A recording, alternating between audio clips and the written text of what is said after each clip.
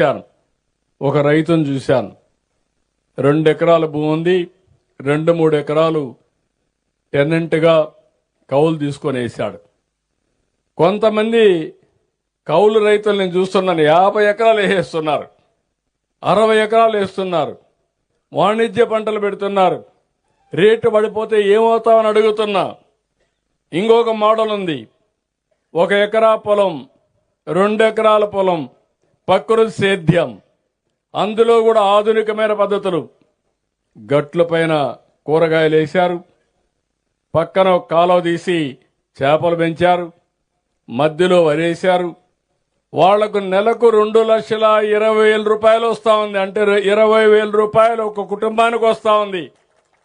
ఏ model పనిచేస్తుందో మీరు ఆలోచించుకోవాలి. గ్యాంబ్లింగ్ వద్దు వ్యవసాయంలో. మన సమస్యలన్నీ పరిష్కారం అయిపోతాయని ఒకేసారి పోతే చాలా సమస్యలు వస్తాయి. ఇవన్నీ చెప్పడం నా బాధ్యత. అందుకే నేను ఒకటి మిమ్మల్ని కోరుతున్నాను, కొన్ని మన చేతుల్లో సమస్యలు ఉండవు, ఎక్స్టర్నల్ ఫ్యాక్టర్స్ ఉంటాయి. దానివల్ల ధరలు తగ్గిపోవడం, ధరలు పెరగడం తగ్గుతాయి. కొన్ని మన దగ్గరనే ఉంటాయి. ఇట్లా మీరు చూస్తే వ్యవసాయ ఖర్చులు పెంచేయడం, ఎక్కువగా ఫెర్టిలైజర్స్ వాడేయడం, ఎక్కువ క్రిమిసారక మందులు వాడడం. ఒక రైతు బెస్ట్ ప్రాక్టీస్ వాడాడు, ఆదాయం వచ్చింది. ఇంకొక రైతు దాన్ని వాడడం లేదు. ఇప్పుడిప్పుడు మీరు చూస్తే నేను చిత్తూరులో చూశాను, మ్యాంగో రైతు ఫ్రూట్ కవర్ పెట్టాడు. గవర్నమెంట్ కూడా సబ్సిడీ కొద్దిగా ఇచ్చాం. ఆ కవర్ పెట్టిన రైతు యొక్క పంట 30,000 అమ్మింది టన్ను. అదే రైతు ఫ్రూట్ కవర్ పెట్టలేదు, మామూలుగానే చేశాడు, రేట్లు పడిపోయినాయి. 5 రూపాయలు కొని నాదుడు లేడు. 5-6 రెట్లు డిఫరెన్స్ వచ్చింది. ఇలాంటివి వచ్చినప్పుడు మీలో కూడా నేను కోరేది, మేము చేయాల్సినవన్నీ చేస్తాం, మీలో కూడా ఒక మార్పు రావాలి. మేము 1 రూపాయి ఇస్తే మీరు కూడా 1 రూపాయి పెట్టుకునే పరిస్థితి రావాలి. అప్పుడే మనం అనుకున్న ఫలితాలు తొందరగా వస్తాయి. మేము రూపాయి ఇస్తే కాదు, మీరు 5 రూపాయలు అయితే 5 రూపాయలే మీరు ఇవ్వండి అంటే మేము ఇస్తాం, ఊరికొకరికి ఇస్తాం. దీనివల్ల మార్పు రాదు. మీరు కూడా సహకరించి మీరు బాగుపడాలి, రాష్ట్రం బాగుపడాలి, అనుకున్న లక్ష్యాన్ని నెరవేర్చాలి. ఈరోజు ఎక్స్టెన్షన్ స్టాఫ్ ఉన్నారు, అగ్రికల్చర్ డిపార్ట్మెంట్ రీఓరియంట్ చేస్తాం. యూనివర్సిటీస్ ఉన్నాయి, వీళ్ళని కూడా రీఓరియంట్ చేస్తాం. యూనివర్సిటీలో చేసిన రీసెర్చ్ రైతుకు అందుబాటులోకి రావాలి. వాళ్ళు ఏదో యూనివర్సిటీలో కూర్చోవడం కాదు, వాళ్ళు అనునిత్యం క్షేత్రస్థాయిలో పొలంలో పనిచేసే పరిస్థితి రావాలి. చదువుకునే పిల్లలు కూడా వ్యవసాయం అంటే పొలాల నుంచే నేర్చుకోవాల్సిన అవసరం ఉందని మరొకసారి విజ్ఞప్తి చేస్తున్నా. రీసెర్చ్ ఆర్గనైజేషన్స్ ఉన్నాయి, మనకి ఏం కావాలని ఆలోచించాలి. ప్రాక్టికల్ సైంటిస్టులంతా రైతులే. మీద అనుభవం, మీ జీవితాల్లో నరాల్లో వ్యవసాయం జీర్ణించుకుపోయింది. మీ నాలెడ్జ్ని తీసుకోకుండా వాళ్ళు కూర్చొని మేము రీసెర్చ్ చేస్తున్నామని దూరంగా ఉంటే కుదరదు. వాళ్ళు కూడా రావాలి. రెండు అనుసంధానం చేస్తే ప్రపంచంలో ఉండే నాలెడ్జ్ కూడా తీసుకుంటే అప్పుడు మనం అనుకున్న ఫలితాలు వస్తాయి. మూడోది టెక్నాలజీ. ఈరోజు మనం ఒకప్పుడు వ్యవసాయమే ఆధారంగా అందరం పనులు చేసేవాళ్ళం. ఈరోజు పనికి రావడానికి మనుషులు దొరికే పరిస్థితులు లేరు. అలాంటప్పుడు మెషిన్స్ రావాలి, మెకనైజేషన్ రావాలి. ఇంకో పక్కన టెక్నాలజీని విరివిగా ఉపయోగించుకోవాలి.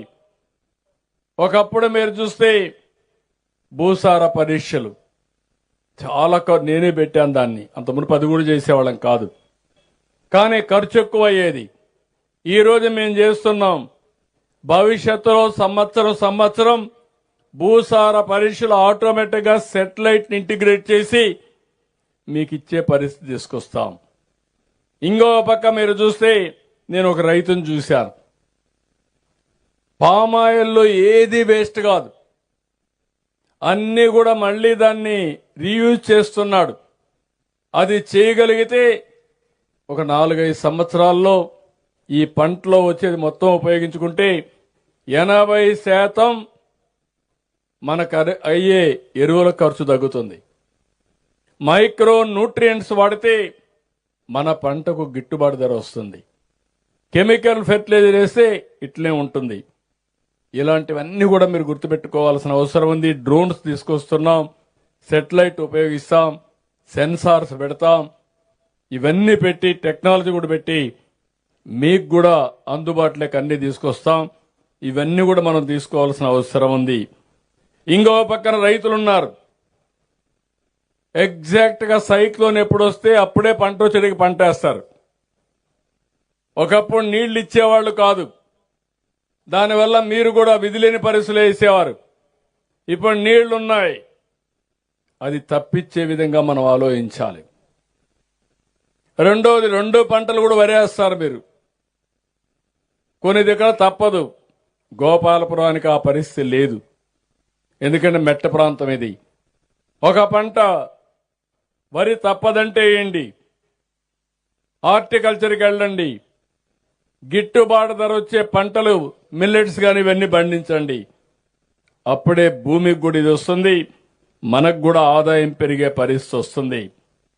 ఇక్కడ రైతులు నేను చూశాను, ఈ విషయం కూడా మీకు చెప్తున్నా. ప్రోగ్రెసివ్ రైతులున్నారు, మీకు నాలెడ్జ్ ఉంది. ఇప్పుడే ఒక రైతును మీరు చూశారు, జీడిపప్పు ఫ్యాక్టరీ పెట్టాడు. ఇంకొంతమంది రైతులను మీరు చూశారు, ఆదర్శంగా పనిచేస్తున్నారు.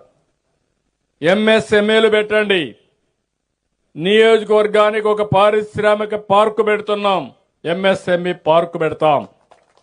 అక్కడ ఇన్ఫ్రాస్ట్రక్చర్ అంతా తయారు చేస్తాం. వ్యవసాయ ఆధార పరిశ్రమలు మీరు పెట్టి నేరుగా మీరే అమ్మే పరిస్థితి రండి. మీకు టెక్నాలజీ కావాలంటే ఇచ్చే బాధ్యత, ఆర్థిక సహాయం చేసే బాధ్యత ప్రభుత్వం తీసుకుంటాం. ఇంకొక పక్కన ఒకరే చేయలేకపోతే ఫార్మర్స్ ప్రొడ్యూసర్స్ ఆర్గనైజేషన్స్ పెట్టండి. గవర్నమెంట్ ఆఫ్ ఇండియా ఇస్తుంది, మనం కూడా ఇస్తాం, డబ్బులు ఇస్తాం, నాలెడ్జ్ ఇస్తాం. నేరుగా మీరు ఫ్యాక్టరీతో అనుసంధానం పెట్టుకోండి.